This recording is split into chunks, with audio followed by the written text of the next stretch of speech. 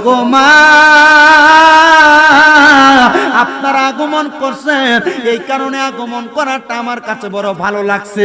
বলে শুধু আগমন করি নাই, আমাদের হাতের মধ্যে একটা খাবার আছে, চারজনের হাতের মধ্যে চারটা জান্নাতি পেয়ালা, চারটা পেয়ালার মধ্যে কইরা হযরতে মা আমেনারে ওই পেয়ালার পানি পান করাইছে। হাদিস শরীফের মধ্যে পাওয়া যায় একটা পেয়ালার মধ্যে জান্নাতি দুধ ছিল, একটা পেয়ালার মধ্যে হাউজে কাউসারের পানি ছিল, একটা পেয়ালার মধ্যে সারা বান্তাহুরা ছিল, আরেকটার মধ্যে সাধারণ নরমাল পানি ছিল। এই চার প্রকার পানি যখন হযরতে আমেনারে খাওয়াইছে, হযরতে আমেনা বলে আমি লক্ষ্য করে দেখলাম রে, আমি লক্ষ্য করে দেখলাম আমার পুরাটা ঘর নূরের আলোতে ঝলমল করতেছে।